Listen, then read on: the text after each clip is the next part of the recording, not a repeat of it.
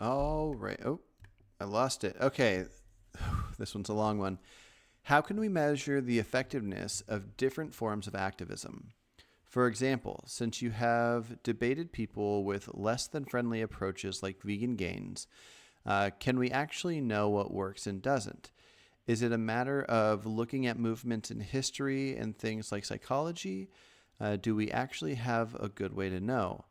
I know what approach worked better to convince me and what I prefer and think works best, but I will admit that a lot of that doesn't necessarily have a lot to do with data backing it other than generic things like people that get insulted or confronted to aggressively get defensive and are harder to persuade, or people that have emotional ego connections to opinions and behaviors and is wise to take that into account when engaging with them. Okay, so this is complicated. A lot of things we can look at studies and figure out what works. I heard the study. Who was it?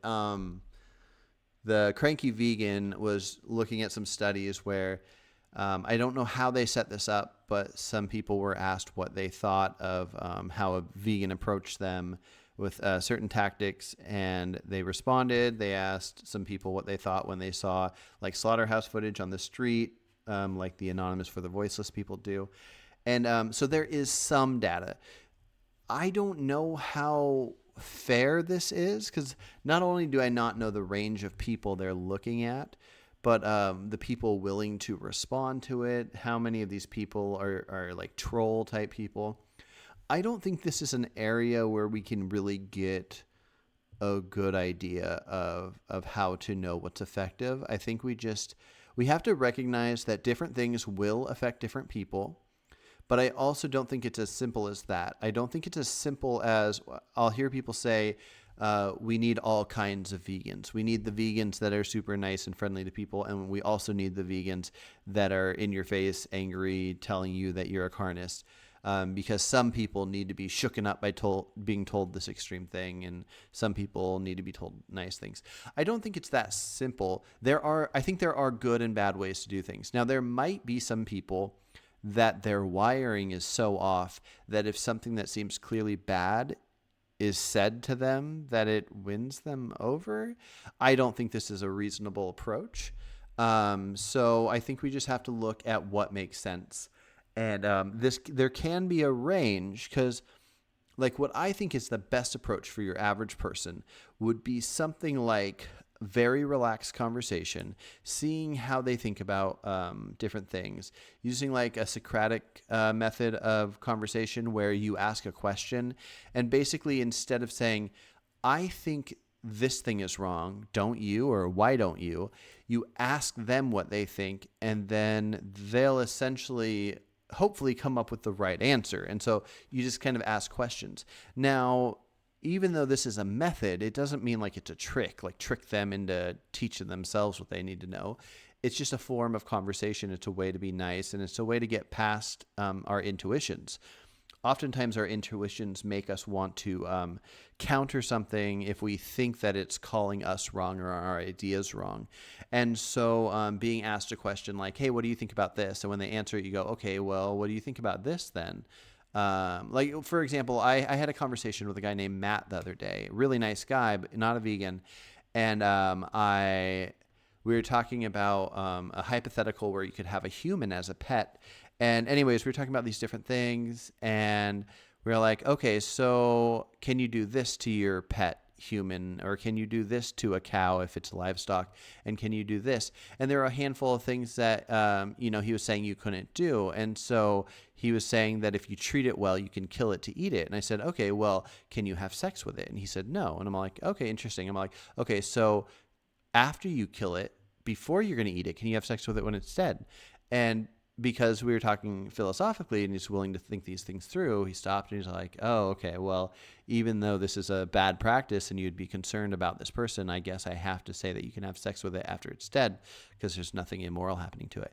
And so if you ask questions like this, then not like that specifically because that's a kind of wild, unique one, but if you ask questions and you wait for their answer. Just even if they're thinking about it for a while, like let them have time and think about it and answer it. If they answer it, then you can kind of get somewhere. So anyways, I think the best approach is to ask questions, be friendly, don't make the person think you're judging them. And that's probably the best way to get the most people to recognize if they're doing a wrong thing that happens to be legal. I don't even know what topics it would matter if something wasn't illegal if something wasn't legal. The idea of being so worried and concerned and wanting to figure something out is because it's legal. Like this bad thing's happening and anybody can do it. And so we want to get them to realize, hey, you shouldn't be doing this. Where something that's already illegal, that's going to be a whole hardly even mattering because anyways, I'm gonna stop getting sidetracked there.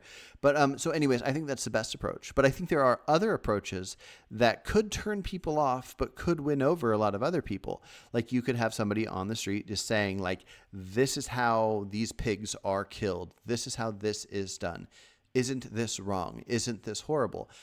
You can state any facts if you're stating actual facts, and they can be aggressive, and that's fine. It might turn people off and they will be uninterested, and therefore we lost our only purpose we have, which is convincing them. The only thing that stands in between an animals pointlessly dying and them not pointlessly dying is convincing the right people to stop eating them.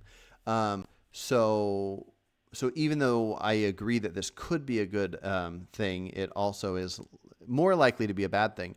But at least you're stating facts, you're stating what's happening, and so this is kind of like the further end of what I think is going to get anything done. And so that's fine. Anything where you're just stating facts is good. But as soon as you start doing something where that action is not necessary, it does not benefit anything, if you start telling the people how horrible they are, unless we find something out about the psychology of people, somebody doing something that is legal, that the majority of people do, being told that they're monsters and carnists and whatever, I'm not aware of anything that makes this person likely to go home and think, oh, that person was so right, now I want to do this thing. So that's kind of where I'm at. But, I have an open mind. I'm willing to assume that I could be wrong on any of these topics. But I think it ranges from one of these two things. And even one of the nicer street activists that I personally know, I heard him talking to somebody, and it was a very nice, relaxed conversation. But right at the end, as she was walking away, he said, I just want to let you know that as long as you continue to do this, you are an abuser. And she had this horrified look on her face, and then she left. And I was thinking that until that point, everything else was just stating facts and having a nice casual conversation. And this person might have went home thinking about it, going, oh my gosh, I met a vegan that was actually nice. And then they would think about these things where once they were called an abuser. Now, this might loosely fit into that statement I was saying about stating facts. There are reasons that we could call this person an abuser. I don't think it's best for various different reasons. But anyways, I think that person probably went and told all their friends how crazy vegans are. And so so I don't know the exact answer, but that's my thoughts on that.